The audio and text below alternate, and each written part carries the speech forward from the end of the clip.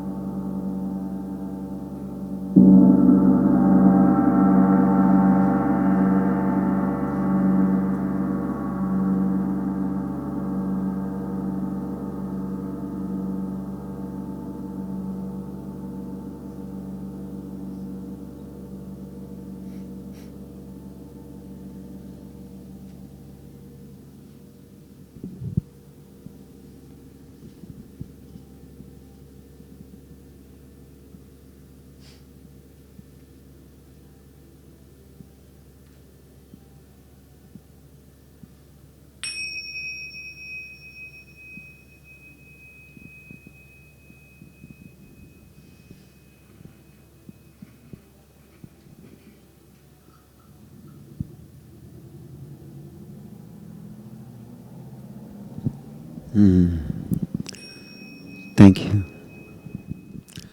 Thank you. I don't think anything needs to be said after that. I appreciate that. But thank you all. That kind of changes the mood to help me drop in and realize we are at the threshold of a really sacred moment in time where the whole planet is about to wake up to these new realities that life is an emergent property of creation. It is abundant. It is everywhere. And what we thought was just a freak of nature, human existence and intelligence, is really part of a big cosmic mind. We're part of a greater mind. And that's one of the reasons I invited my good friends, doctors JJ and Desiree Hurtak, to join me here, because they tap into a greater cosmology of higher level of existence. And that's also why I asked Kimberly Meredith, who is really responsible for all of us being here today. I'll tell you a little story. But first, let me see. Dr. Hurtak, Desiree, do you have anything you wanted to say? Well, we're very honored to be here. This is a sacred moment in human history.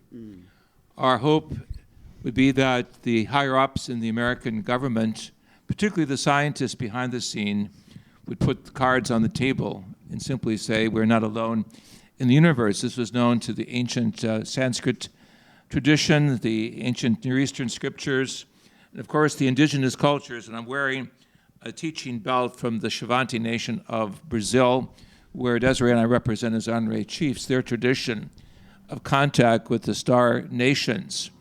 All of the elders that we have spoken to in the last 2 years have said that the star nations are coming back because Mother Earth is crying, and we must affirm a greater love and compassion and wisdom, a triplet of devotion. And so tonight we honor our friends throughout the world, and of course this is being recorded for many of the academy centers and spiritual centers throughout the world to celebrate what we call the gathering or the unity. And we're really here, of course, to honor Alan Steinfeld's new book called Making Contact. Thank you.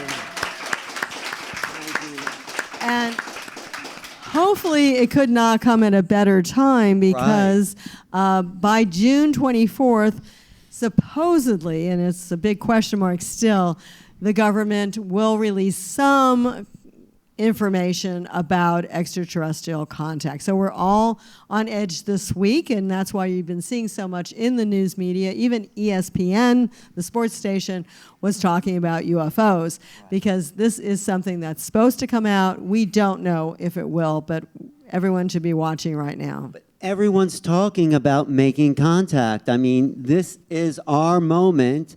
And Victoria, of course, has been working so hard for the past 9-10 years. She sponsors Contact in the Desert, which Right. is on June 25th to 28th, Right. virtually this year.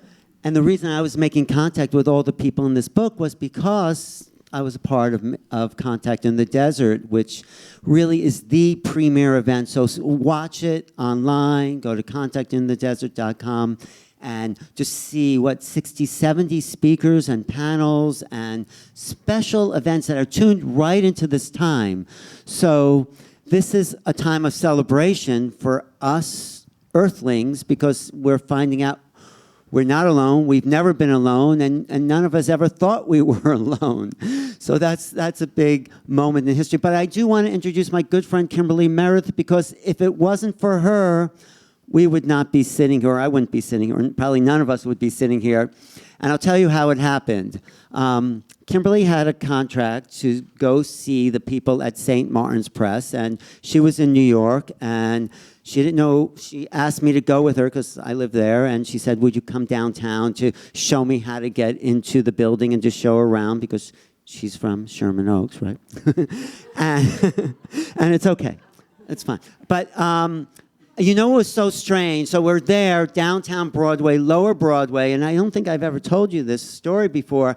And we're going through the revolving door, and I think Kimberly goes in next. And there was this guy in the lobby, so we're outside, and there's a guy in the lobby who looks sort of like Saint Germain, with the short hair and the beard, a little gray, a little tall, and he's talking to some people. I'm going into the revolving door, and he's now coming out of the revolving door, and he says perfect timing. It's like, okay, that was like, this guy looked like Changer Man. He says perfect. So I didn't really expect that much. You know, it's like, okay, I'm going to St. Martin's, and Kimberly had this really great meeting with the editor there. And this really beautiful guy who's really a genius in editing and acquiring books. He comes out after giving you the green light, sort of, and Kimberly has this book that's going to be published, Awakening to the Fifth Dimension, because of that meeting. And this guy's holding a UFO book. It's called We Are the Arcturians. It's kind of obscure book by Norman Milanovich. And I say, I know that book. And then, you remember at that moment that he felt a presence walk by him, and he says, what's that? And there was no one there, but he says, and then we talked to him about how much I've been researching UFOs and ET contact. So he says, let's go to lunch. Because I said, oh, well, I have this book I've been working on. He goes, so at lunch, he goes, no, I don't want you to write that book. I want you to write this book. But anyway, talk about that first moment there and what it was like and, you know, coming in and the magic of that moment. Can you talk about that? Sure. The magic of just after that I came out of the meeting Yes. and when... Well, the magic of your meeting, too. Oh. That trip was very surreal, actually, because I have a literary agent, and the literary agent, the whole feeling of me writing this book was channeled. So this book is just channeled text, Awakening to the Fifth Dimension. And when I was going out to visit you in New York, we were doing an event and an expo. And before I left, I didn't have any meetings set up. And I had asked my agent, I said, I'm going to New York, and I heard, because I'm a trance channel and I hear voices, I heard them say, when you go to New York, you're to get an agent. Oh. And so when I called my lit agent, I said, can you set up some meetings for me? And he was kind of brushing me off, and he said, okay. I guess I will. So he set up some meetings. But he asked me, what do you think about St. Martin's Press? So when I get a hit, it'll say yes or no. And he named a few of them. And the one I got the biggest hit was St. Martin's Press. So when I got out to New York, I don't want to go alone. So I asked Alan. That was very nice of you. And I said, Alan, would you take me, help me to get there? And you said? I said, I most certainly will. Yes. You know, And- just getting your foot in the door at St. Martin's, I thought, well, Yes. And so when we were to go there, the day was rainy and it was cold. It was. And I remember feeling sort of not quite myself. But the interview was about me not only bringing my manuscript, they already had the manuscript and they already had read it fully, but it was also about me doing mediumship readings on the editor. Right. So Alan was gracious and accommodating and nice and sweet, and we went to the meeting. Right. When we walked into the meeting, you sat outside in the waiting room, and I went in to meet the editor. Right. And I read the editor, and Psychic reading, yeah. psychic reading him across the table. He already had read my full manuscript. He looked at me and he said, this is 2 books, not just one. I said, okay. He said, read me. So I read him. I told him his appendix was gone. He had a bad tooth. He needed a root canal. And I said one of his teeth was missing. And he said, you're right. Everything you're saying is correct. I said, okay. He goes, now I want you to meet the owner of the company. Yes. And then I went to meet the owner of the company. I told her husband has a fatal disease, blah, blah, blah, blah, everything that. He said, okay. I said a couple more things about the lady and her family, and she said, yes, you're correct. And that was pretty quick. And then after I walked out of there, I looked at the man, and I don't want to say his name right We don't now. have to say his name, no. But I said, what do you think? How did I do? He looked at me, he said, you did good. I said, thank you. And I said, do you think it's going to go well for me? And he says, I think so, pretty much. I said, okay. I said, how do you get your feelings about it? He goes, like you, it's either a yes or a no. I said, okay, because one eye says yes, other says no.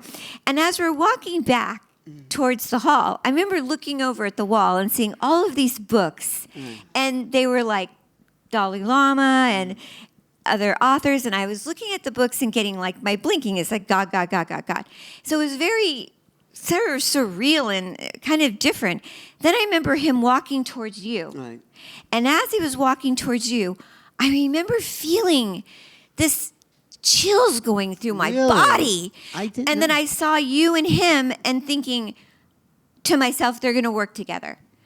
And then you guys met together, you guys collided together.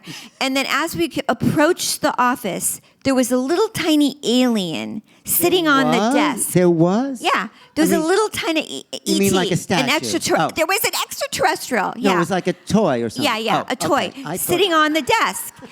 And so this is my version of the story. Okay. And then as we walked into the office, he said, okay, come in the office, Kimberly and Alan. And we walked in.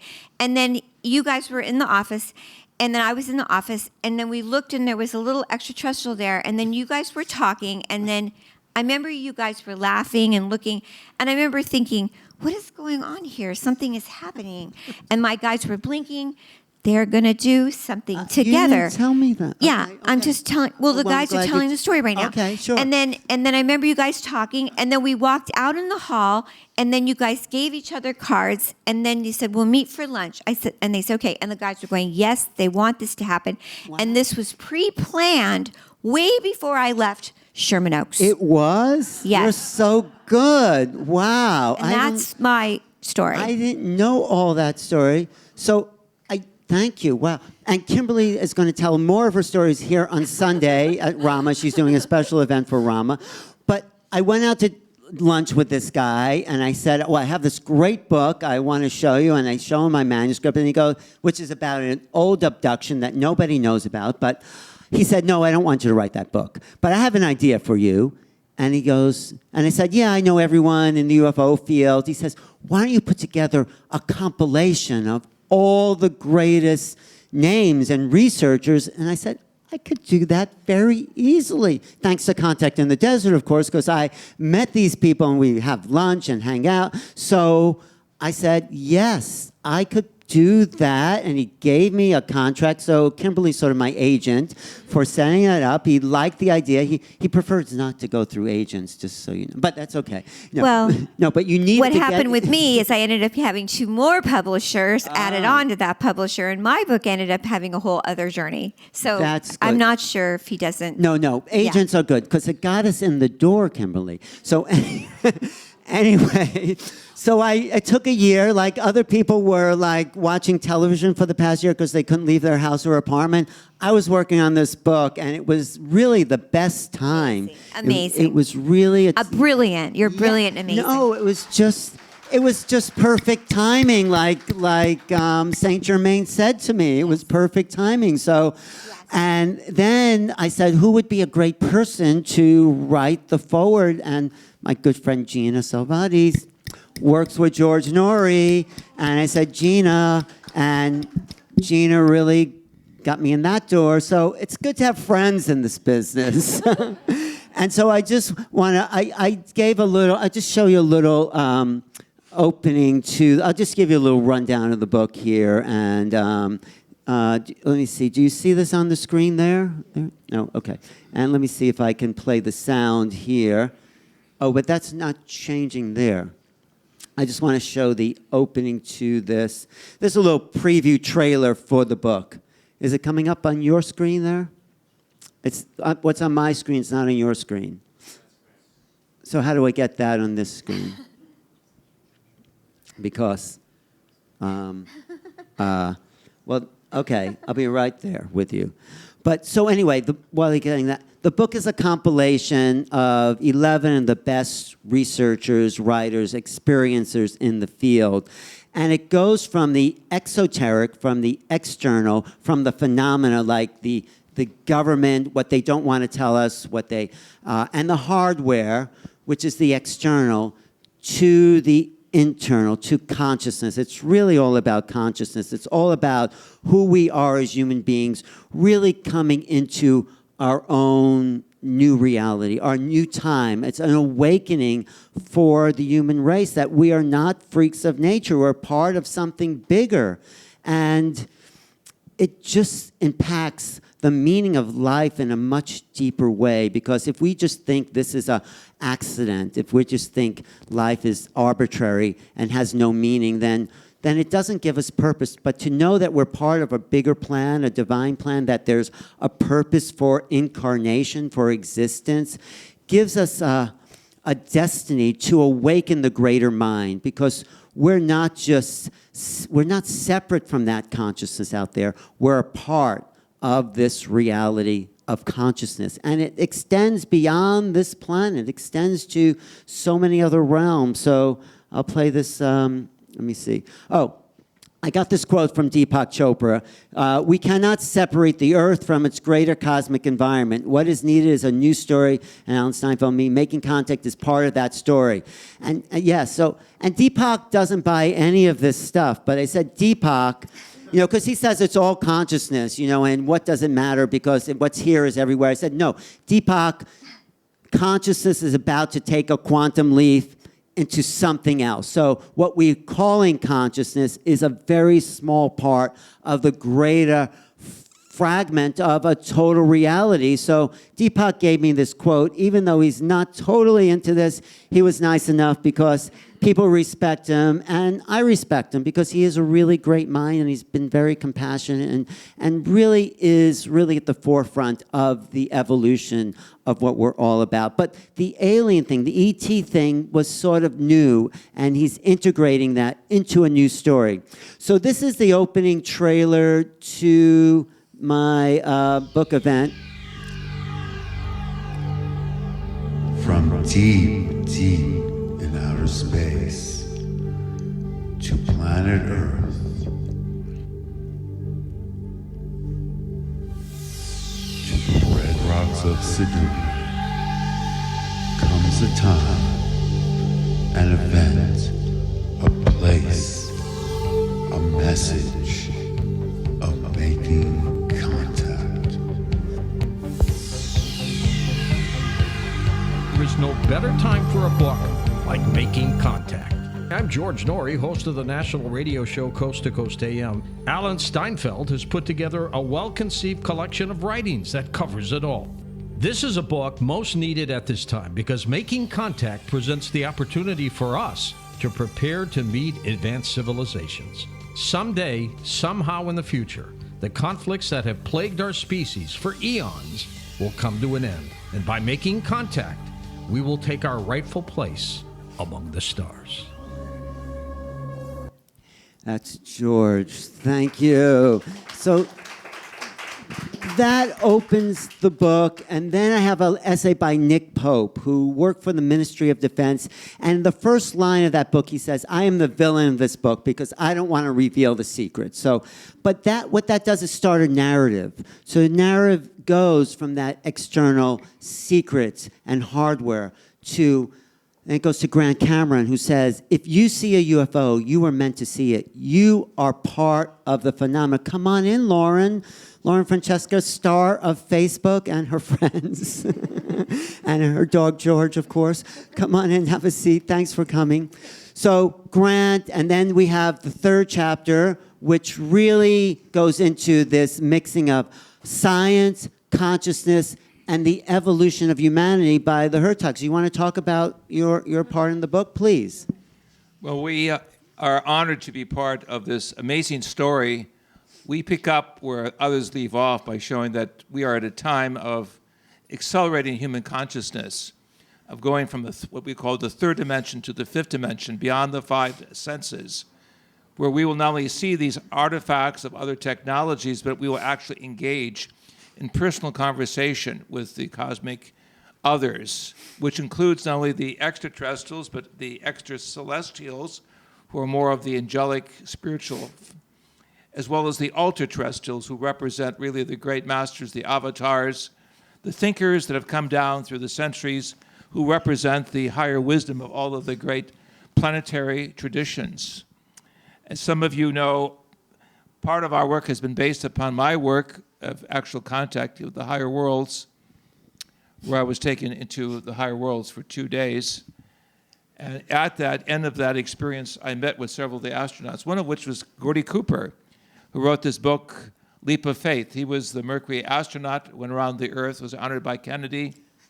And he writes this in his book, and Confession, Leap of Faith. And this really sets the stage for our program this evening.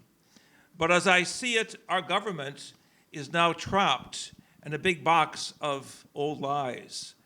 It's going to take a lot of courage on the part of some future administration to say, quote, folks, our government has been lying to you all these years. Now we're going to come clean and tell you the real truth.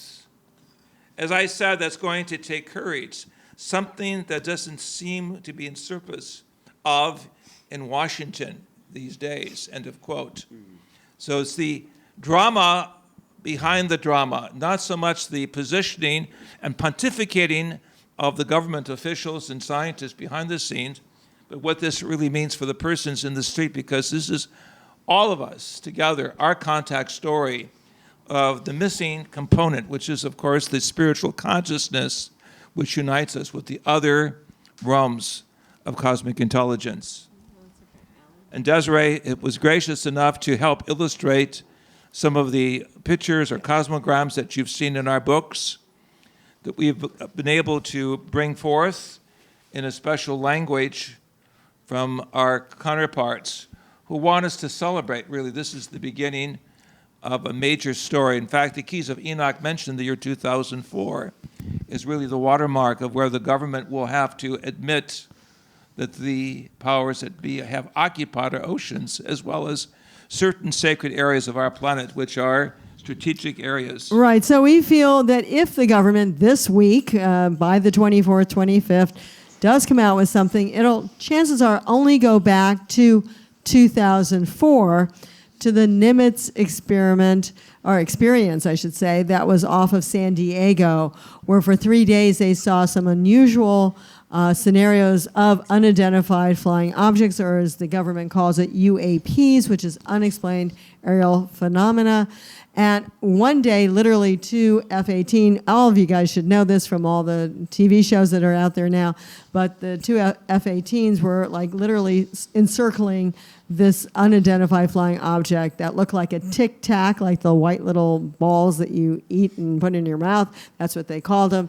And that will be probably the start. They can't, it's so hard for them. We'll see. I mean, it would be great if they went back to Roswell, to the crash site with bodies that were found there, to other events like Kingman, Arizona, where really we were gifted, the United States government was gifted with a UFO that we could back engineer, and with aliens who helped us do that.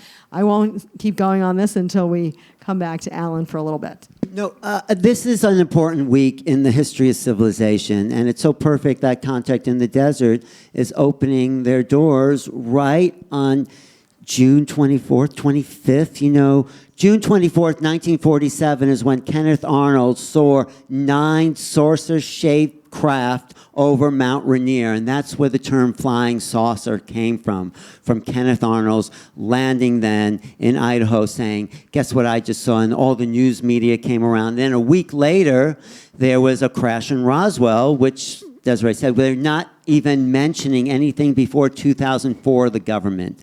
But it went from flying saucers to UFOs. In 1953 was the first time UFOs were used by Major Donald Kehoe, Donald Kehoe, who was one of the military people, said, look, there's something going on here, and let's get to the bottom of it. And so, actually, where's the quote from Truman in here? In 1950, Harry Truman, the first president who mentions the idea of flying saucers, UFOs, says in April 4th, 1950, and there was lots of flying over the White House and the Capitol at that time. He says, I can assure you that flying saucers, given that they exist, are not constructed by any power on Earth.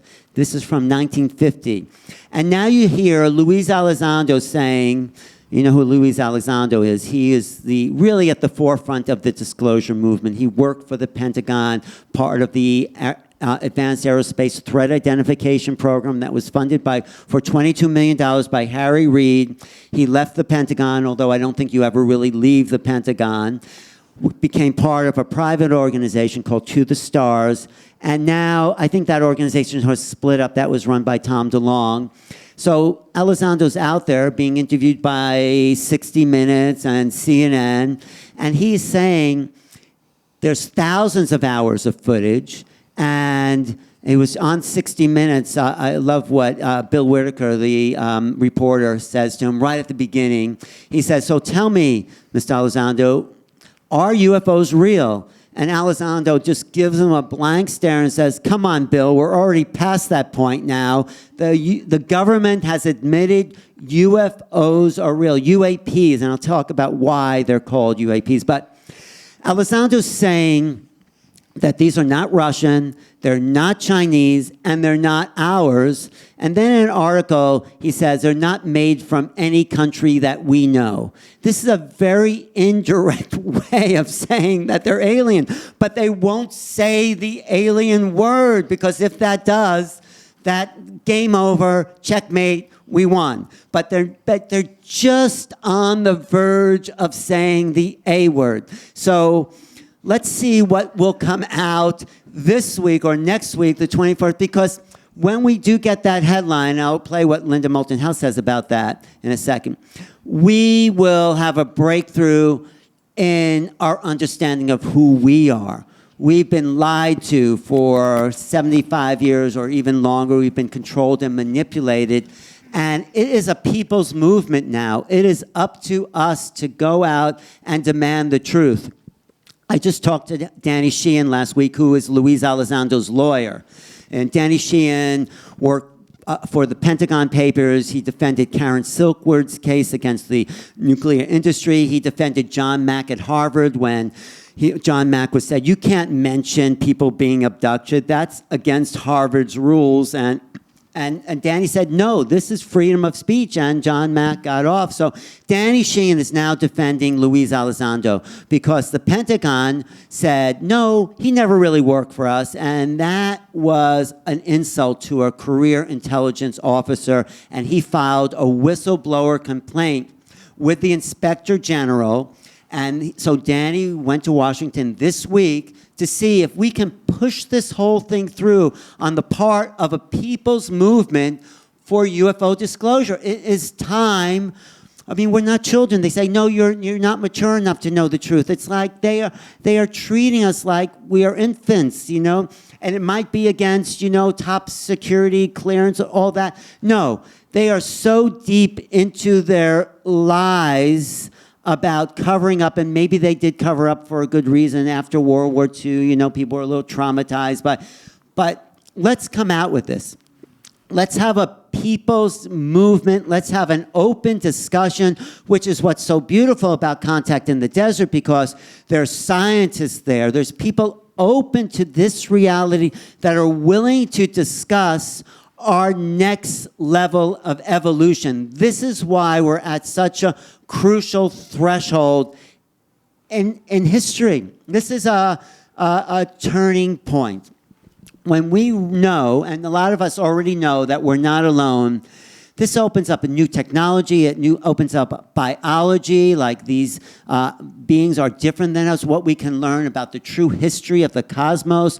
And obviously, whoever these creatures are, have gotten along well enough to get here and develop a technology that is interstellar space travel. So we can do that. And of course, there's forces like, you know, corporate interests that don't want that technology to come out because, like I say, they're not filling up their gas tank to get here. So what does that do to our economy? Well, it frees us. It frees us to be sovereign. If we all have a little hookup of free energy, then we're not enslaved. So this is the moment of freedom, of real freedom. And that is actually why I opened my book with this prologue by this abolitionist from 1844. This was people fighting for freedom in 18 before the Civil War, and this guy, William Ellery Channing, I had this quote on my wall for about 15 years. I said, where am I going to use this? And then when I was writing this book, it just popped out, and I said, this is where it goes, right at the introduction, right at the prologue to the introduction, because what Channing talks about is the situation we're in now, where we're opening up to this other level of mind. He says it so beautifully, there are seasons in human affairs of inward and outward revolution, when new depths seem to be opened up in the soul, when new wants are enfolded in multitudes, and a new and undefined good is thirsted for. There are periods when the principles of experience need to be modified, and when hope and trust and instinct claim a share in the guidance of human affairs, and when, in truth, to dare is the highest wisdom. So this is the time. We need to dare to trust our own subjective reality. We need to dare to know that, yes, my experience is real. So whatever's happened, whatever far-out experience, and maybe people will share a little bit, this is real. We can no longer really, it's great that the government is finally admitting some of the truth, but we are living in a subjective world. You know, Einstein did that revolution with relativity. He said, no, what happens to you is of value, and no one can argue with your experience. So that's really why we're all here. Kundalini Yoga is a great avenue to activate one's own inner knowing. And so this is some of the stories I've collected in this book where people are activating their own wisdom. This is a time for self-sovereignty, and so it's all up to us to come forward and start sharing stories and start going forward with the truth. Without this, the great leap forward will be a great leap backwards. We cannot let this happen. Right. And so, as you have wisely said, from the great authors, thinkers, and scientists that you've interviewed, really a chorus of voices have come together, and we're all part of this great crescendo that human civilization is on the line. The indigenous elders know this. They are preparing their people for the star cultures. We must, in like measure, prepare humanity throughout the world to overcome the fear curtain and realize that we are part of a cosmic family, and we are being given a passport to the cosmos. Yes, this is not about fear anymore. It's not about, do you believe? And that's a ridiculous question. Do you believe? This is not faith. This is fact. Either they exist or they don't. And a lot of us think they do or know that they do. I've seen them. So it's not about belief. It's about exploration. This is why we need the public conversation about what's really going on, what the government can reveal, what our own experiences entail, and we need to put this all out there. I just want to show this slide. There is one thing stronger than all the armies in the world, which is maybe not that strong, is an idea whose time has come. That's Victor Hugo says that. So this is where some people say our evolution is, from apes to some guy sitting at a computer.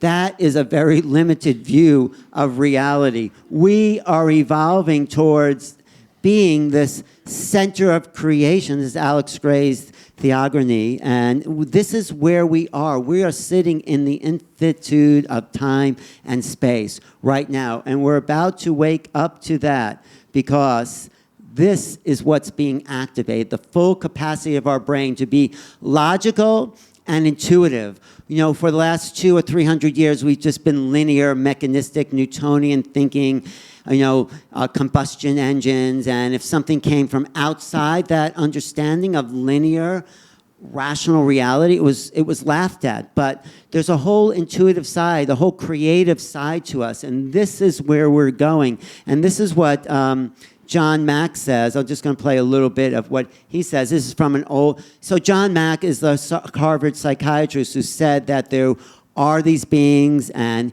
he said he validated their story. People would come to John and say, please tell me I'm crazy that I'm having these experiences. And he would say something like, I have good news and bad news for you. The good and bad news is that you're not crazy and you're having these experiences, because this is what it seems like. But John makes a really good point here. I'll just play a little bit of this.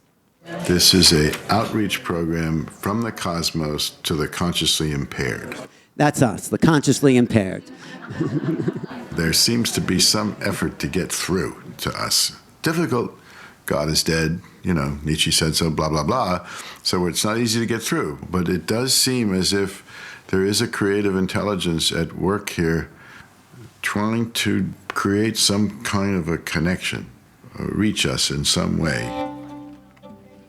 That's why I put it as essay, even though it's like 20 years old. It was a talk, and this is the first time in print that his words are in a book, but he's still so contemporary. Desiree and I had a chance to work with John in South Africa, and he said, we need to redefine scientific truth. Mm-hmm. Right. I just want, and then you can give your part. I'll finish this, and then you jump in. But this is me and John out for some coffee, just to prove that I actually know him. I mean, but I like this. We're dealing with a phenomenon which violates our sense of reality, which operates in the gray area, no pun intended, between the physical world and the subjective. We're being asked to prove this by methods of physical science alone. That's been our problem. That's the problem with government. They don't know how to explain this. That's probably why they're not telling us what's going on, because they don't know what's going on. And but those methods, in his view, my view, will not yield its secrets until we discover other ways of knowing, until we tap in to the intuitive sense of ourselves, until we look at this phenomenon in terms of quantum physics, which brings us back to subjective reality. These are the other ways of knowing, until we go from collapsing the wave function into a concrete idea of reality and keep it fluid, to keep, the particle wave distinction. When you look at something, you collapse the wave function, it's a particle. Well, if you don't concretize it, if you keep it more abstract, it all becomes waves. It all becomes movement. Everything is moving. That's sort of what my lecture is about at Contact in the Desert, about how we need another way of knowing, another way of thinking, which is abstract thinking. And this is my lecture here at Contact in the Desert coming up. And I just want to show one more thing that puts the whole thing in perspective with my favorite lecturer and Serena's too, and someone who really, I feel, is one of the hardest working people for the last 40-something years in the field of ufology. She is in a field of all men, pretty much. She is at the top of that field because she's intelligent enough and knows how to put all the moving pieces together. And even she says this is like a 16-layer chess puzzle with all these moving parts, because we don't have the whole story. Like, everyone in this book has a piece, but it doesn't make the whole elephant. It only puts parts of that elephant together. So this is what, in an interview I did with Linda, this is what she says. What if we get that mind-cracking headline? So her refrain always is, we want that headline, we are not alone in the universe. That will completely crack open the minds of the planet. It'll be like Copernicus saying we're not the center of the universe. But it's even more extreme than that, because it means we are connected to these other consciousnesses. We are not alone in thought, in form, in reality, in non-conceptual awareness. We're not alone. So this is Linda. We're not alone in the universe. What does that mean for the population of the planet and for you and the history of civilization? Finally, a truth. As simple as that. If you look back 5,000 years or 12,000 to Göbekli Tepe, and you look at the history of this planet, is demonstrably one in which Homo sapiens sapiens is abused. Because from my point of view, if you are a civilization that evolves for 12,000 years, and you are always under the thumb of another intelligence that manipulates you, and that humans are never, ever talked to, communicated honestly, then we are today in the 21st century, 12,000 years later. We are an abused species.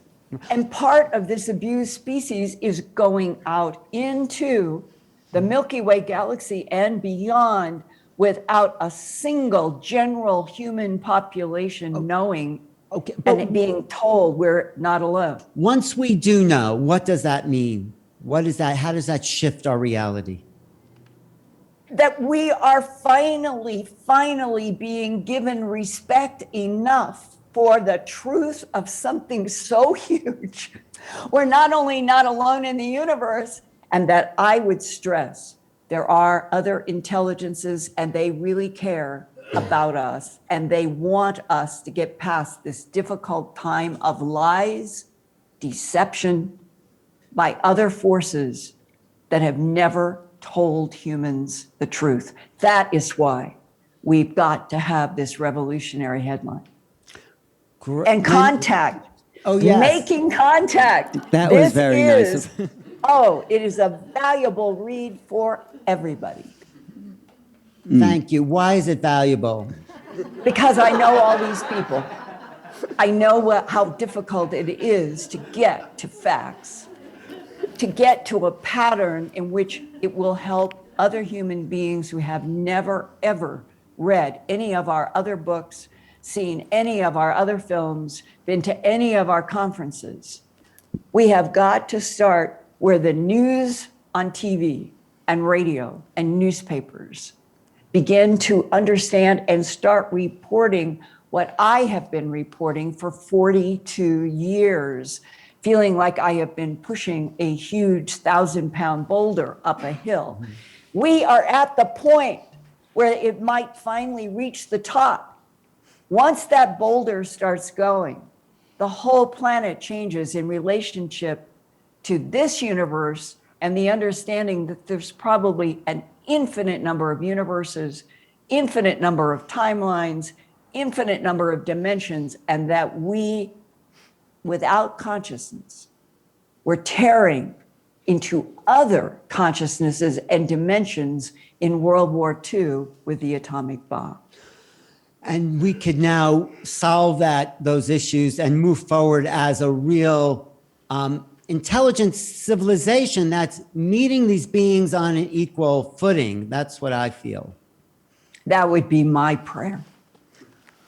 Right, so we need that passion. This woman is leading the movement to truth and just the basics. Why is that so hard for people in government to tell us that we're not alone? Why is that such a big deal? You have a answer there? No, because it's been lied to. And you know, if you tell a lie and you tell another lie, it's so hard to undo the lie because they're trying to save face or whatever they're trying to do. But we're moving into a new world.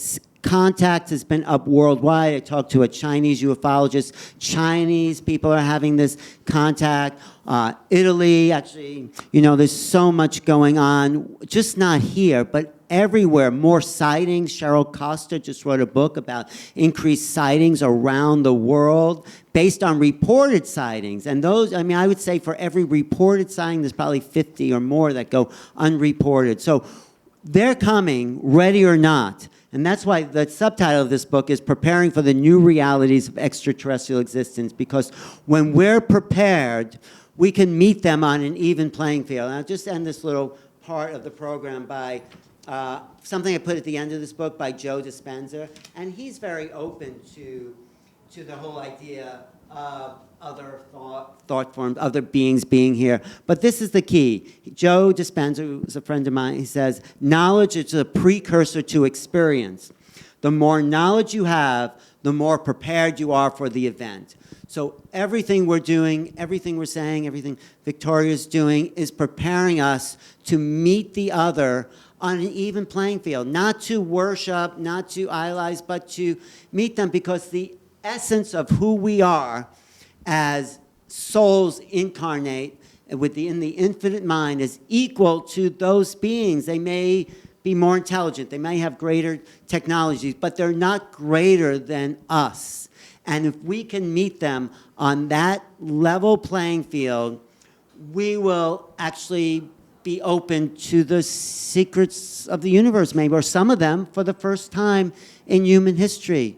This is a sea change for all of us. So I'm so happy we're all here sharing this moment. I mean, maybe in 100 years I'll say, what was it like when everyone woke up together? Or some of us. I mean, and that's what's happening. As this truth comes out, as people have more experiences, more potentials within the neural net of awareness start to open up. That's what knowledge does. It allows experience. And you can have experience without knowledge, but you don't know where to put it. But the more we talk about, the more we go to conferences, the more we have a place to put this undefined good, as what Channing said in that prologue, the undefined good, the new needs and wants of human civilization as we march into the future, an unknown future. The unknown is nothing to be feared. We only project what we know onto the future because it's unknown. But the unknown is, I think, it's full of wonder, possibility, and magic of something we have yet to conceive.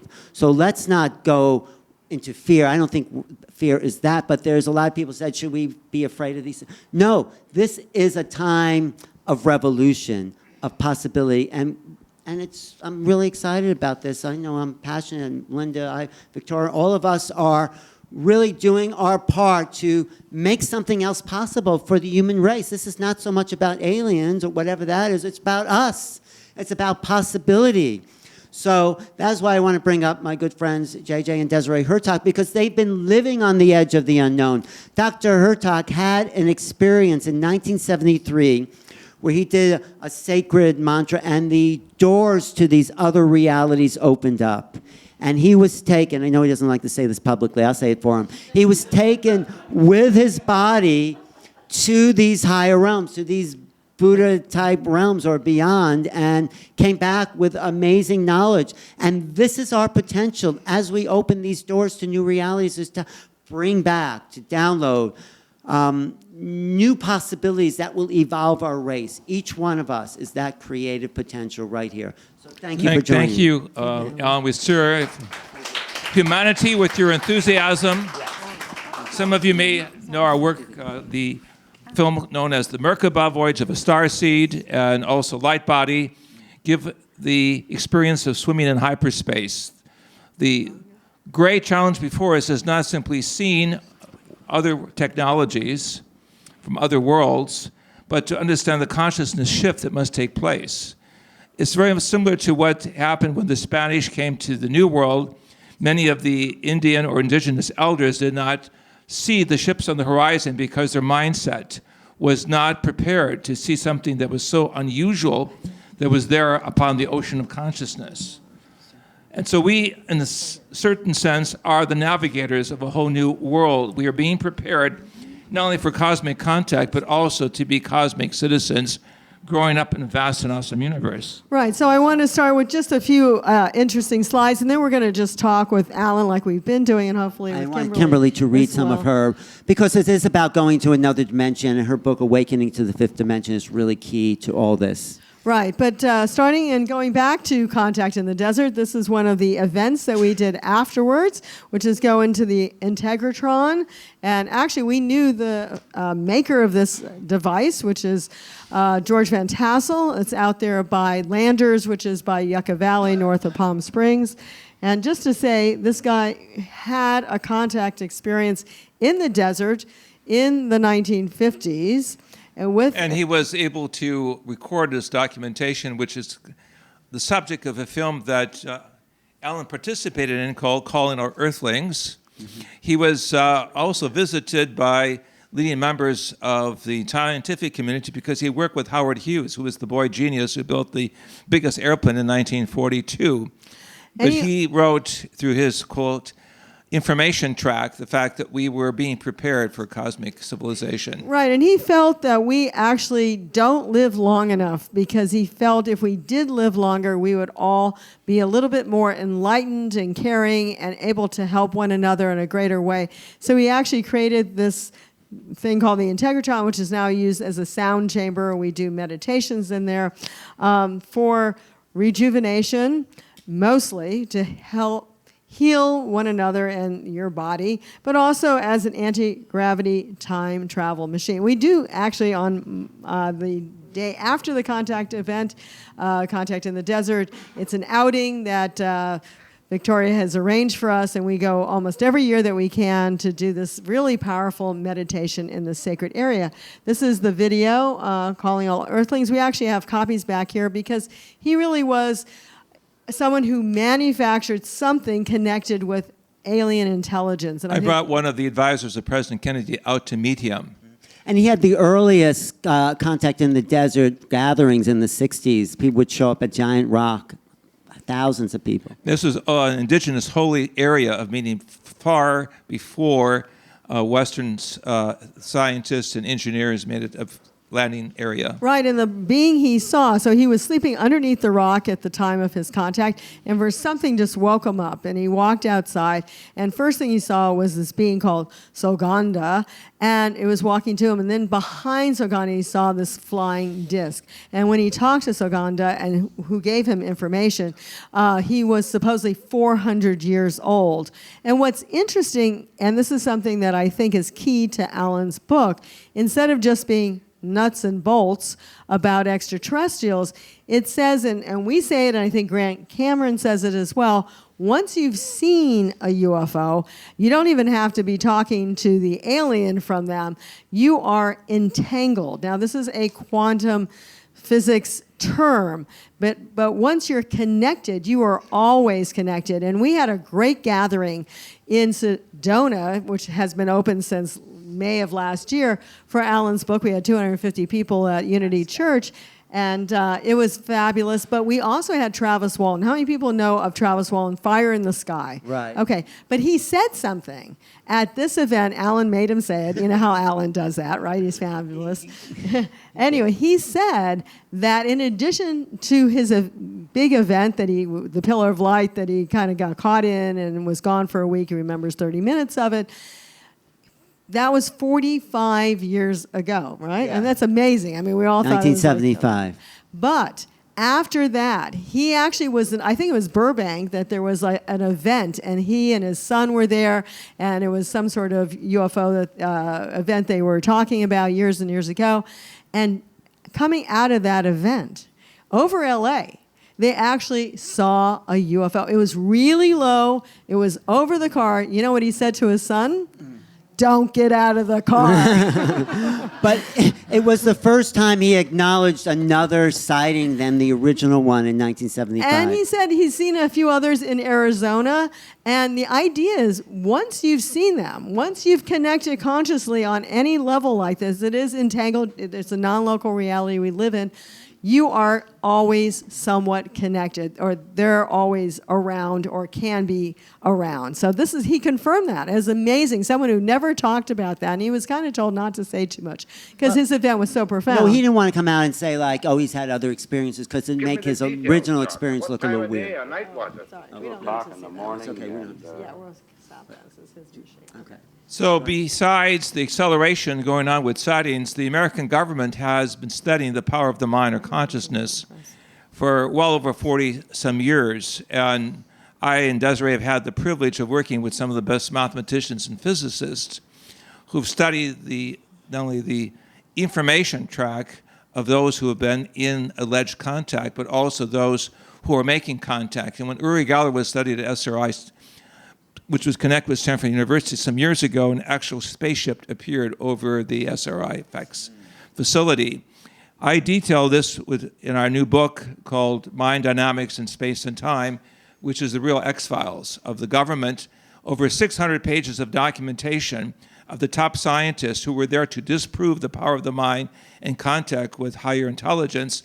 The opposite came through. We actually manifested the gifts that each of us have without technology, without AI, through spiritual vibratory frequencies to reach into the cosmos and make contact. And this is something that Alan actually has been teaching recently, remote viewing, because why is this important? Well, not only can we see and know things and Russell Targ, who's famous for this as well, talks about precognition, but actually the aliens are able to do it as well. So it's been something we're told we can't do, right? Everyone, like if they've seen little people in their room, their mother and father say, you're crazy, stop talking about it. We have these greater abilities, and we are opening to them now. We call it the Great Awakening. Well, I just want to say that's what is so gifted about Kimberly's work is that she can look at people and know what's going on inside their body. Do you want to say anything about that, how you're tuning into the higher vibrations, Kimberly? You can talk into the microphone. Just something. Hi, everybody. Because- Yeah, I am a advanced remote reviewer. I scan people's bodies. I was gifted as a child. I'm what you call a star seed. Some people call me a hybrid. I call you a hybrid. There's, people that are here now. The ETs are here. I mean, this is just, it's nothing that I think is unheard of. I think to me it's just common to know. They're here. We're here. So basically, it's understanding that we're multidimensional beings, and beings are here. So in my book called Awakening to the Fifth Dimension, which is out right now everywhere, I talk about this and talk about miraculous healings, how we can have that, and we all, I feel, can be open to remote viewing and seeing and raising our consciousness to the highest level of frequencies. Your work is helping people raise their vibration. Yes, I'm just going to finish with that. So yes, I'm here, and other people I think are here that help people to raise. We're here to help you in the next 5 to 10 years. Our time here is limited, though, because of so much global warming and environmental exposure and toxins that are going on in our world.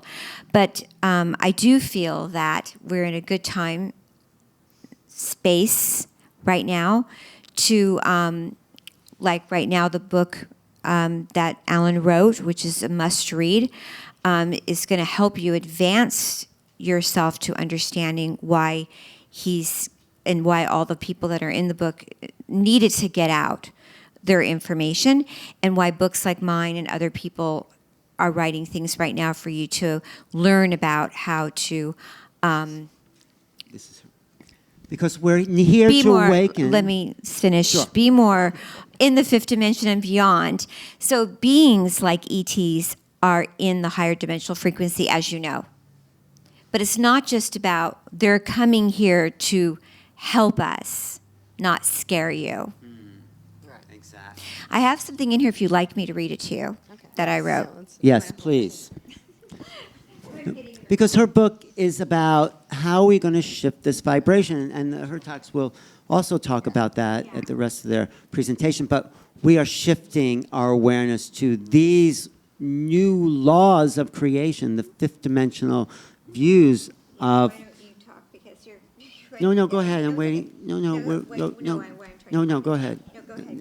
This is part of an avalanche of popular writings as well as scientific discourse that's taking place with a new generation of young engineers, people in the film business, social media, recognize that there's something that's peculiar that's taking place. There's an inner awakening that's very profound that goes beyond words. But the vibrational part, which you shifted in your meditation, that's key to our time. Absolutely. It's the heightening of the vibratory frequencies.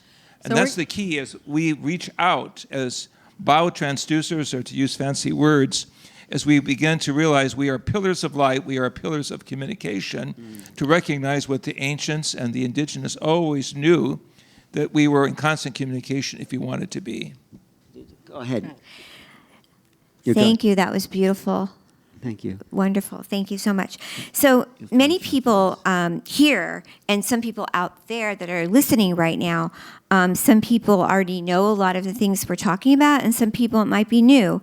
So some people may not know what star seeds and crystals are. They're advanced souls that come in and are here. This is we are all channels of information And so this is something that I have downloaded since I was young and coming in and to give you some information. So it's saying this: we live in a multidimensional world with many multidimensional beings. Love is multidimensional. The ETs are multidimensional. We view love at every angle. We can choose to have love at the highest awareness, and we don't have to suffer through this. We can be healed. We can have beautiful multidimensional beings. Our souls can live in a multidimensional world.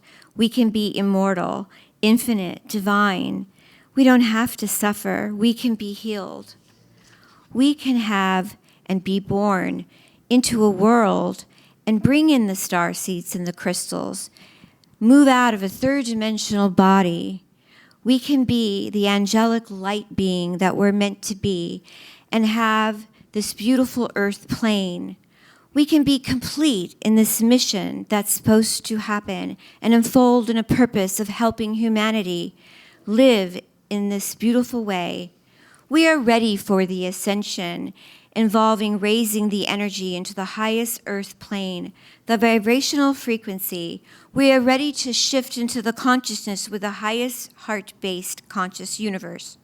When we are open to this beautiful energy, we will see the 1111, which triggers an awakening of the star seeds, the crystals, the beautiful beings, the ETs. They are ready. We are ready for this beautiful awakening. Namaste. Thank you. Thank you, Kimberly. And speaking of the work that you've done and also what we have done with sacred geometry and sacred writing, I want all of us to take a closer look now at the screen. Yeah, and I was going to say the title of our chapter in Alan's book is Extraterrestrials and Multidimensional Non-Local Reality. So it ties in perfectly, right in yes. with this, because we're all moving to another level. You can feel the quickening. You can feel that vibratory rate in our bodies. So I want to introduce just a few slides more, and this is from an event that took place south of Mexico City to a man named Carlos Diaz in an area that has a pyramid there called Tepoztlan, and what he saw was this light ship. And then if we can play it, I'm going to play the video. You want to say a few words, Dr. Hurtak, first? Or?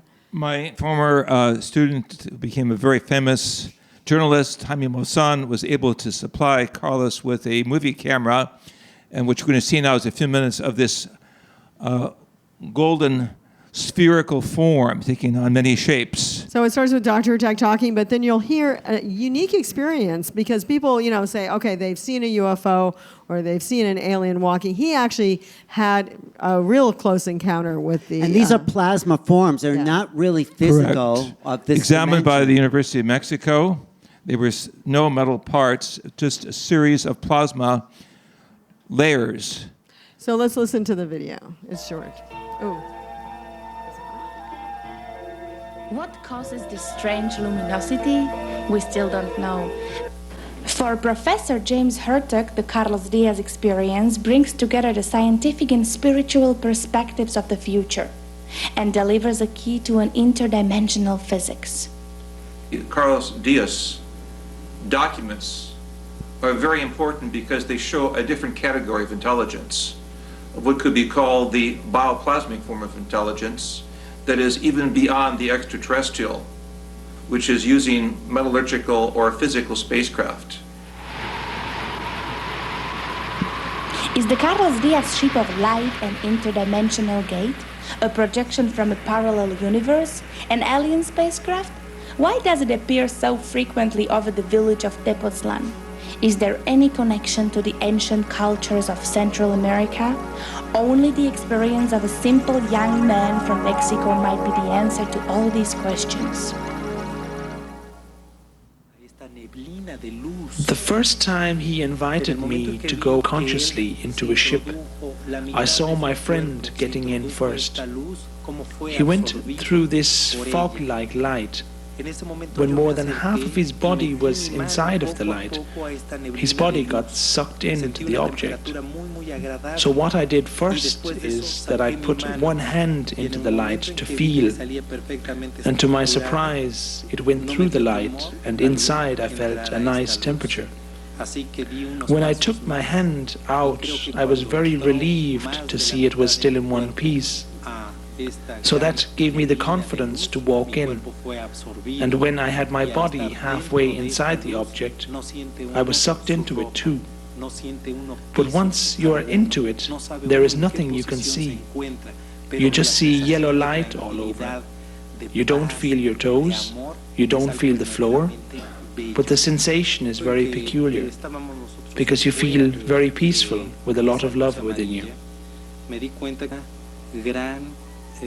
Once, when I came out of the yellow light, I realized I was not at the same place, but I was in a big cave.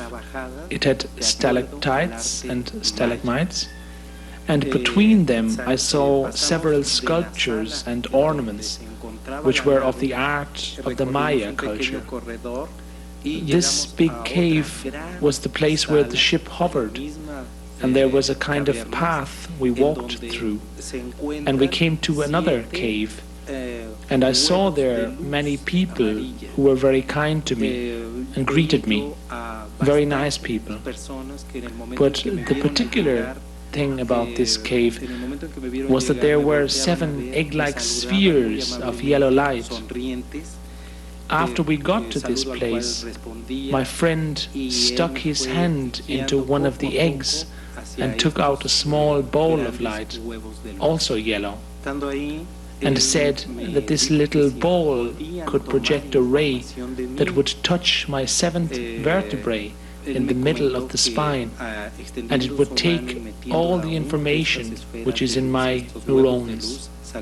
Once I was there in this place, he invited me to go into one of those spheres of light, or eggs of light. When I did so, I realized that all the yellow color changed, and it was not yellow anymore, but it was a scene of a forest from the air.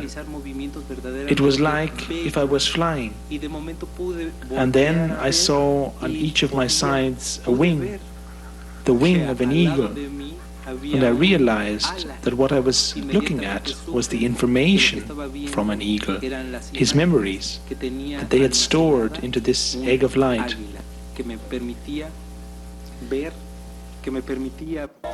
And so that is basically showing you that some of these intelligences, and again, there's varieties of intelligence out there. Some look like us, some don't look like us, some have light ships, some have metal ships, but that a lot of them are working with almost a higher consciousness physics in that sense. Also, it represents interspecies communication, the fact that he was connected with the mind of the eagle.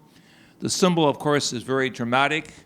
In many indigenous communities on the totem poles, representing the different levels of evolution. You see at the top the face of a bird or an eagle. We represent now this quest that is taking us into space, but at the same time, as Alan said earlier, at the time of the atomic explosion, we sent the wrong signal. Now is the opportunity for we as a collective humanity to gather together really the fruits of the great traditions and understand the gathering of what is taking place. Humanity is being brought together to take a great leap forward, realizing that we have the opportunity through our roots of consciousness to go beyond just the machine age and the age of violence into the age of synthesis. Yeah, we were talking about this at lunch today with Victoria, and you know, the atomic bomb, whatever fractures the atomic explosion on that level, I think ripples throughout time and space. And that is what alerted those beings to show up at Roswell, first of all, because those were the people that dropped the bomb on Hiroshima and Nagasaki, were the Air Force, the planes, and the people that were stationed in Roswell. So we have to be really careful with how we move forward, and we need to put away the weapons, and we need to realize that, we can't just do these reckless acts like throwing your garbage or polluting the planet or blowing up atomic weapons. That's like awakens the whole universe to like something's going on here. It's like, we may be a little planet, but it's like if you ever had a little splinter in your finger, it just upsets the whole body. We're the splinter in the finger of the greater consciousness. Like in the movie Close Encounters of the Third Kind, the building of the sacred mound of contact, Carlos Diaz was connected with the area of Tepoztlan, which is known for its special pyramids. And these are sacred areas where communication was known to have taken place and does take place. As we know, the elders in Mexico are gathering for what they believe to be the remanifestation of a cosmic hierarchy. It's in Mexico, in Tulum, that I had another experience some years ago where I was singing the ancient mantras in Sanskrit and Hebrew. And as I was singing and chanting, suddenly a force of light appeared around my body. I was standing next to a pyramid in Tulum. And the photographer was taking a picture of his wife and captured in a split second the light shield that was placed around my body. Many of you are familiar with this picture. The bottom line is there is a language that goes with the sighting. It's not just taking pictures like we have Japanese cameras. We're going to see these pictures. The government is going to say, oh, they exist. No, our work is to have the contact within first. We must contact our inner spiritual essence. It's a shift in consciousness. We need to stop. And then we can go forward in celebration and unity. Right, and so as Alan was saying also, we need to start becoming more peaceful, more understanding of how we're not separate. I mean, this is what's been talked about in the East for generations, but and also in the West. But who has been doing it? That's the real question. I mean, there's the powers that be that do blow up nuclear weapons and other types of things all the time. Stanton Friedman used to say, who wants to be friends with a race of animals whose favorite pastime is tribal warfare? And this is what we've been doing for the last 10,000 years. And it has to end, and, it's up to us. And we also don't realize how powerful even our own consciousness thoughts are. One of the things that we talk about often, and also is prevalent in Alan's book, again, is the idea of consciousness, that what we put out, the intention of contact. And we would rather have contact, as Dr. Hurtak had this more of a Merkaba experience with higher levels of beings, but even just whatever we put out as a civilization, what we put out as an individual is all key. And this is one of Alan's slides, actually.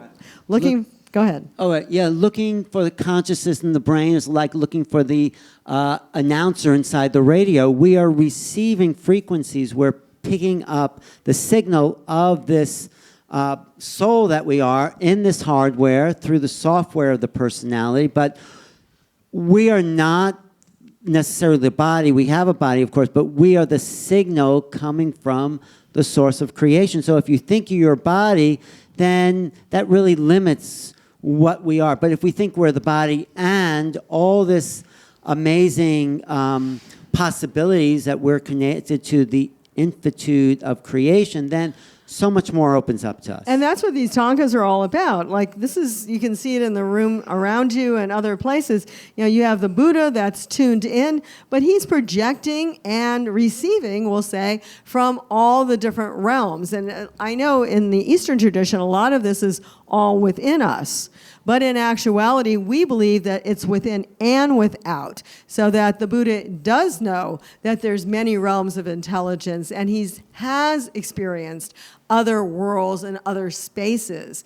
And basically, he, in his own mindset, pulls it all together. So that's extremely important. Finally, this is really who we are, and this is who we are discovering that we are. So I believe there's a greater awakening taking place all over the planet, that the veils between us and our higher presences or other realms is getting thinner and thinner, and people are really having these amazing, great awakenings. On the left side of the screen, we see the multi-levels of minds or perceptual knowledge that we represent as a synthesis.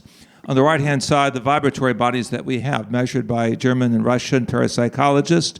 Years ago in Novosibirsk, we recognized that the corona discharge around our head, around our body, is just an illustration of a larger part of the light body that is inherent within us. We come out of the light into physical manifestation, incarnation. Ultimately, we'll go back into the greater light. Right. And so basically, even though it looks like, we can expand out, we can expand outward ad infinitum. I mean, there's no limitation to that. And not only do we have this head, but we have heads in other realities if we so choose to use them. And that's what even some alien intelligences are doing. So it's ironic that the foundations of Western civilization of the saints that have halos, golden halos, around their heads. I mean, this is knowledge that was known to the mystics of all great traditions, that there is the ability to raise consciousness and to open the mind as a vibratory field. So in addition to just extraterrestrial vehicles, we believe there's Merkaba and ultra-terrestrial realities. And this is like one aspect, you've probably seen it by many people, of the Merkaba reality. I just want to show you, though, what has actually appeared on top of the Pentagon. And when I first saw this, I'll just turn there, I think, for a second. Oops. Before I start the video. Basically, I saw this on the internet. Maybe some of you did too. And, we thought, it's just like a phenomenon, nothing really big, and we don't accept it. But our good friend Jaime Maussan from Mexico didn't stop with just looking at the picture. He went to interview people who had actually seen this. And this is taken by two guys driving a car, 4 a.m, December 2018. December 19th. Yeah, 2018. And in addition to that, he found other people. He found a photographer who was out in the middle of the cemetery, Arlington Cemetery, and he also got this. And then there was another guy who was just driving the car. It's 4 a.m, who also saw this. So let's take a look at this, because really they are also trying to tell us, as we've been saying, to put away our weapons of war. And Alan, is it moving now? Yeah. Okay, great. It's Alan's computer. So what's interesting about this is not only is it a tetrahedron, which is really one of the fundamental particles of our universe, and that's why even the Great Pyramid, which is a pyramid, not a tetrahedron, but it's very similar. This is really the photography, and they were like throwing the camera back and forth. But in addition to this, actually in 2009, a similar vehicle also appeared over the Kremlin, and you're going to see that in a few minutes. So. And there's the Kremlin, and this is what was appearing in 2009 over the Kremlin. And it's like a pyramidal capstone. And more recently, also, Jeremy Corbell supposedly released some information from I believe it's the Navy, and it was also triangular in form. These are aspects of the Merkaba body, too. Now, there's a big controversy saying, it's all our government. And, yes, we back-engineered vehicles, and some of the things that people see, in fact, Alan and I were out on posse grounds in Sedona, and we saw Elon Musk's Starlink. Oh, yeah. That was an amazing phenomenon, but it's still from us, and you can recognize that. I don't believe that these are from us, even though it's very controversial right now because everyone wants to say, it's us. But even if it is us, where do we get it from? We basically got it from back engineering other spacecraft. So those of you who have my book, The Keys of Enoch, published in 1973, realize the very first picture is the pyramidal capstone seen over the Earth. Again, look very carefully, you will see a multicolored pyramidal capstone. The scroll of Esther, representing the feminine energy of understanding that has to go with that sacred geometry.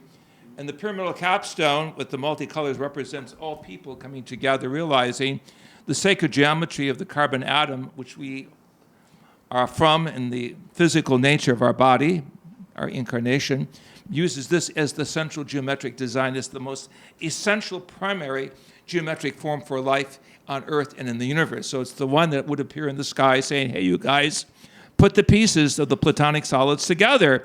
The time of the capstone has come. Your role has come to be beacons of light. And note, the superpowers of Russia and the United States better wake up and not play military games, because we're here to start a whole new chapter. And we're going to help the indigenous people, the women, the children that have been neglected, to recognize that they also have a role in the cosmic frontier. So this is just a prelude to what we're going to be experiencing the next years to come. I mean, there's 75 years of history, there's 200 years of history, but look at Contact in the Desert, 25th to the 28th, if you want to get the whole layout of the history and possibilities and where we're going and the science, and of course get my book and get the Hurtaks book and get Welcoming to the Fifth Dimension, Awakening to the Fifth Dimension. Kimberly's going to just read Awakening to the Fifth Dimension, Discovering Your Soul's Path to Healing. Right, so read this part, and we're going to do a little meditation, but we just want to sort of wrap it all up in a sense. But go read this, and then we'll So go we're into a in meditation. closing right now? No, what do you have? No, tell us. We don't have to.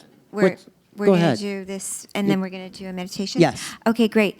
I'm also here on Sunday doing a 50-minute meditation, if you just, So, so I believe that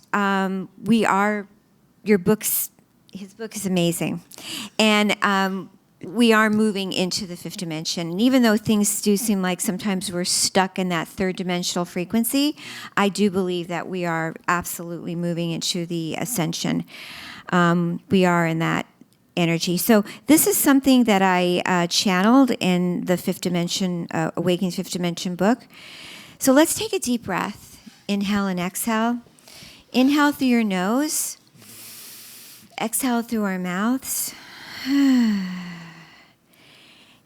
Inhale through our nose. Exhale through our mouths. Inhale through our nose.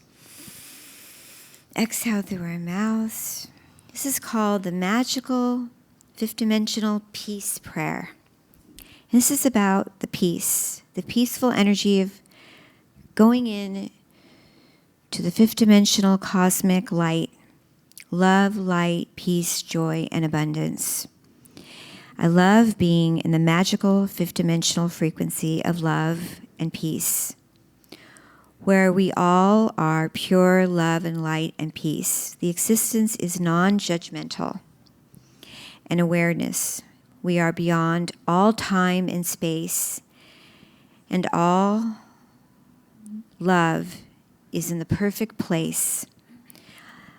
In this magical fifth dimension, the humans can all do and all be, and thereby find the miraculous healing, love, light, joy, peace, and abundance.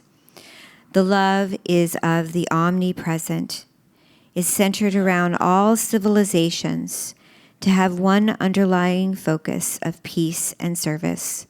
Love is simple and easy in the fifth dimension. I love being in the fifth dimension. I feel amazing in the fifth dimension. The world is moving. It's spinning. It's gigantic. It's organic. It's global. But we are healing. We are feeling the love, the light, the joy, the abundance, because we are multidimensional. We are dimensional beings. Our mind wants to live in this existence. When we are living in the omnipresence existence, gentle, safe, pure, respectful, with the flow of the spirit guides, guiding us to be strong. We love being with our angels, building a daily intimacy with the God, divine frequency. The divine feminine is here for us too. We love feeling this peace, love, safe, and abundance. Therefore, taking our hand and putting it over our heart chakra, which is in the middle of our chest. Taking a deep breath, inhale and exhale. Inhale through our nose. Exhale through our mouth. I am healed. I am healed. In the fifth dimension. In the fifth dimension. Namaste. Namaste. So thank you. Feel that energy. We'll just stay in that place of healing, of fifth dimensional presence.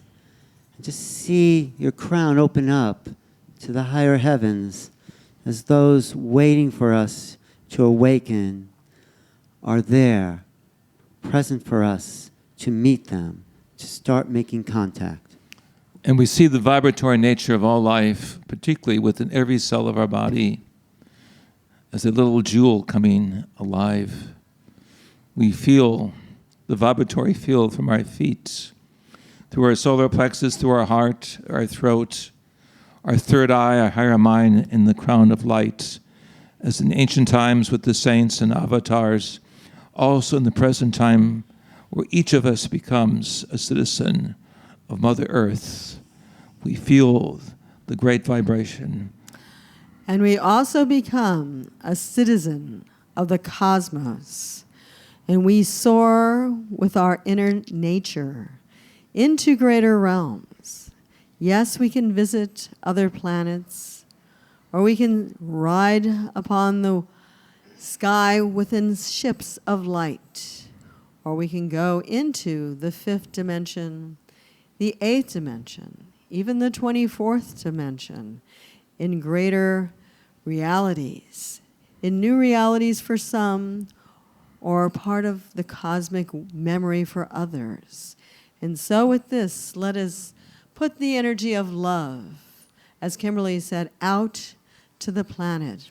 Let us start with the vibration of the Om, and then add to it the 3 Shantis, which is peace, peace, peace. So we would do Om, Shanti, Shanti, Shanti, Om. And again, Om Shanti Shanti Shanti Om. Om Shanti Shanti Shanti Om. Om Shanti Shanti Shanti Om. Om Shanti Shanti Shanti Om.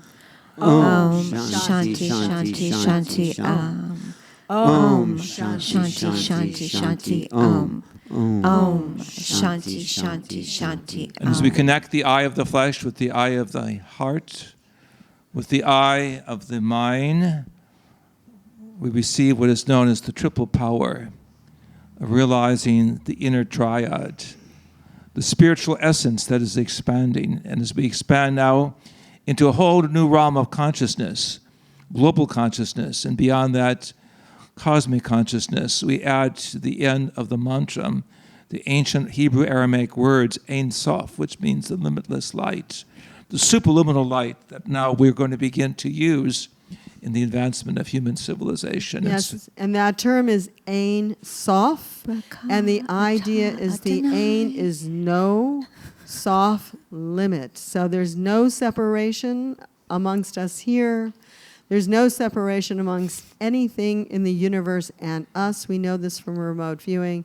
And there is no separation between us and higher realms of inner and outer peace. And so as we feel the greater light come down around our body, we're going to add to the Shanti, Shanti, Shanti, Om, Ein Sof, the added expression of acceleration. And as we add the Ein Sof, we're going to feel our opening of our mind from the 6th seal to the 7th to even the 8th, where we see these spheres of light, and ultimately we will see faces within these spheres of light, or cosmic realities that will spell out a whole new language that is happening through sacred geometry and sound. So follow us. Again, we're going to sing and say this, as you will, 7 times for the 7 chakras or seals within our human body, our human tabernacle being opened. Om Shanti Shanti Shanti Om Ein Sof. Om Shanti Shanti Shanti Om Ein Sof. Om Shanti Shanti Shanti Om Ein Sof. Om Shanti Shanti Shanti Om Ein Sof. Om Shanti Shanti Shanti Om Ein Sof. Om Shanti Shanti Shanti Om Ein Sof. Om Shanti Shanti Shanti Om Ein Sof. Om Shanti Shanti Shanti Om Ein Sof. Om Shanti Shanti Om. Light strikes the crown chakra, and we begin to see within our mind's eye the spinning blue-green planet of Mother Earth. We begin to see around a whole variety of life, forms of cosmic intelligence, preparing us for the day of graduation. And the day has come. And let's bring in the divine feminine, the prayers of Mary, the higher angels. Holy Mother Mary, of God, Hail Mary, full of grace, the Lord is with thee. Blessed art thou amongst women, and blessed the fruit of thy womb, Jesus. Holy Mother Mary, O God, pray for us now and forever. Amen. Holy, Holy Mother Mary, Divine Feminine, pray for us now and forever. It's the Hebrew prayer, Kadosh. Baruch atah Adonai Eloheinu melech haolam. Hashem, Hashem, Hashem. And here the Shekinah, here the Sophia, And the Shakti. the Shakti come together. Ask Alan to give us that And so expression. as we put together the sacred vocabulary, the sacred mantras of the Divine Mother, completely overlooked in many instances, that wells up within our heart out of greater compassion, let us put these together. We can say the three different phases of the divine feminine, the Shekinah, the Saraswati, and the Sophia. Sophia from the Greek. So let's say those three mantras of this divine feminine. Shekinah, Saraswati, Sophia. Shekinah, Saraswati, Sophia. Shekinah, Saraswati, Sophia. Shekinah, Saraswati, Sophia. Shekinah, Saraswati, Sophia. Shekinah, Saraswati, Sophia. Shekinah, Saraswati, Sophia. Shekinah, Saraswati, Sophia. Shekinah, Saraswati, Sophia. And just let that vibration sink in, because we are birthed out of the Great Mother, the Mother as feminine, as God, as being, as creatrix of all that is. Just breathe in for a second in silence. And breathe it out. Dr. Hurtak is going to give us a high note that will open the crown chakra and bring in more light. You stand up and just bring in, and I think Chuck will enjoy this too.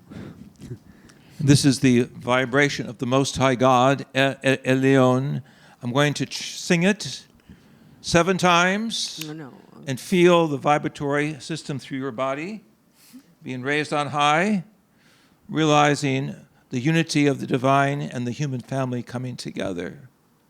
Here is the moment of the leap of faith, the leap of science, the leap of all humanity to sing a language of ascension.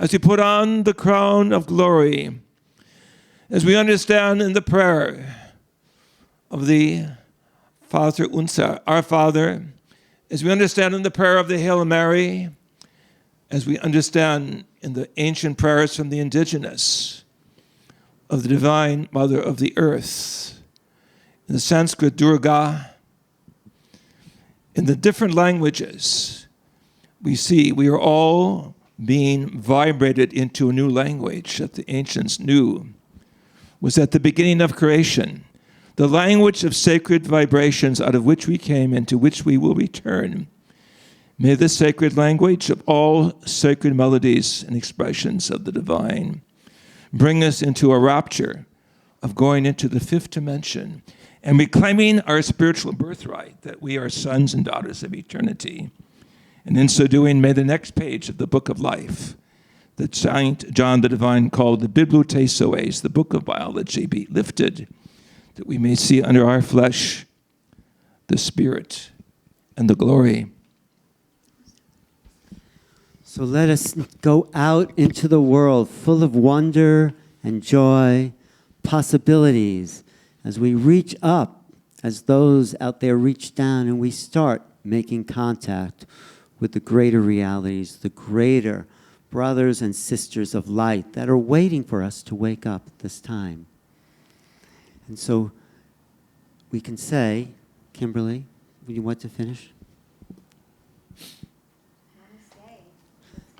Let's go.